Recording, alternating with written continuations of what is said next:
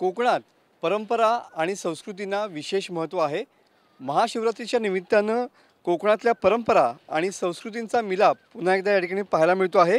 ग्रामदेवता आणि कुणकेश्वर यांच्या भेटीच्या सोहळ्यासाठी कोळी बांधवांनी या सागरी सेतूची या ठिकाणी निर्मिती केलेली पाहायला मिळते। आणि विशेष म्हणजे हा सागरी सेतू हा कुठला रस्त्याचा नाही आहे, तर हा चक्क बोटींचा या ठिकाणी सागरी सेतू उभारण्यात आलेला आहे। जवळपास 50हून अधिक होड्यांच्या माध्यमातून हा सागरी सेतू या ठिकाणी बांधण्यात आलेला आहे। छोट्या छोट्या मच्छीमारी बलावाच्या माध्यमातून हा सागरी सेतू तयार करण्यात आलेला आहे। तब्बल 12 वर्षांनंतर देवगड जामसंडेचं ग्रामदैवत दिरबादेवी रामेश्वर आणि कुणकेश्वर यांची भेट होणार आहे। यालाच कोकणातल्या भाषेमध्ये देवस्वारी असं म्हणतात। आणि याच देवस्वारीच्या पारंपरिक मार्गासाठी या होड्यांच्या माध्यमातून सागरी सेतूची निर्मिती करण्यात आलेली आहे।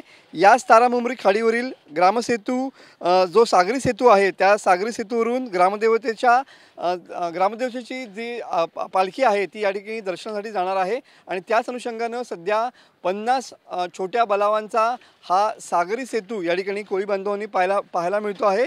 अनोखा असा सागरी या सेतूची सध्या चर्चा रंगलेली पाहायला मिळते। एकंदरीतच याच सागरी सेतूवरनं जामसंडे देवगडचं जे ग्रामदैवत आहे ते याच ठिकाणाहून कुणकेश्वरच्या भेटीसाठी या ठिकाणी संध्याकाळनंतर रवाना होईल। कॅमेरामन समीत गजनेसह मी मनोज देले, TV9 मराठी, सिंधुदुर्ग।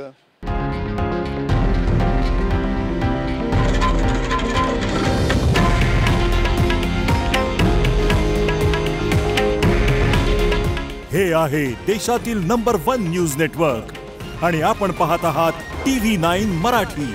काळजी तुमची, हित महाराष्ट्राचं।